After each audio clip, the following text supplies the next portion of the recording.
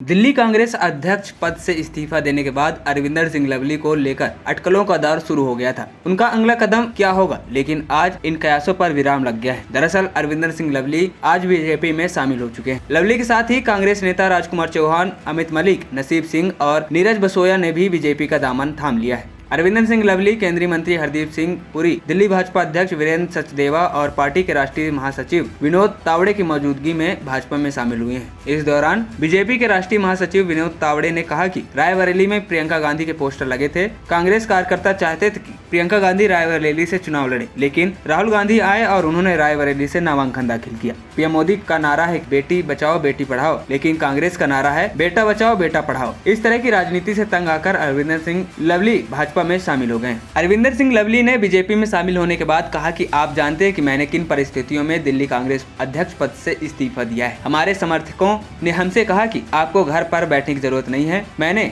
अपने इस्तीफे के बाद घर पर रहने का फैसला किया था, लेकिन हमें दिल्ली और देश के लिए लड़ने के लिए कहा गया है। वहीं कांग्रेस नेता देवेंद्र यादव ने कहा कि कुछ लोगों की फितरत ऐसी होती है कि माँ को जब सबसे ज्यादा जरूरत होती है तो वह बहुत तंग करता है। लवली को कांग्रेस ने बच्चे की तरह पाला। जब कांग्रेस को निगम के चुनाव में जरूरत थी तभी उन्होंने पार्टी का साथ छोड़ दिया। वहीं आपको बता दें, लवली ने कांग्रेस अध्यक्ष मल्लिकार्जुन खड़गे को भेजे अपने इस्तीफे में कहा था कि वो खुद को अपाहिज महसूस कर रहे थे, क्योंकि दिल्ली के वरिष्ठ नेताओं द्वारा लिए गए सभी सर्वसम्मत निर्णयों के बीच दीपक बावरिया द्वारा एक तरफा वीटो कर दिया गया था। लवली ने कहा कि दिल्ली कांग्रेस यूनिट आपके साथ गठबंधन के खिलाफ थी, लेकिन पार्टी अलकमान इसके साथ आगे बढ़ गया। वहीं अरविंदर सिंह लवली ने प्रदेश प्रभारी दीपक बावरिया और उम्मीदवार उदित राज कन्हैया कुमार पर गंभीर आरोप लगाए थे। हालांकि बीजेपी में शामिल होने के बाद सवाल पर लवली ने कहा था कि मैंने पहले ही स्पष्ट कर दिया है और मैंने अपने इस्तीफे की चिट्ठी में भी कहा है कि अगर मैं कहीं शामिल होना चाहूंगा तो मुझे एक लाइन का इस्तीफा लिखने से कोई नहीं रोक सकता। मैंने इस्तीफे के कारण इसलिए लिखे थे कि शायद उन्हें दुरुस्त कर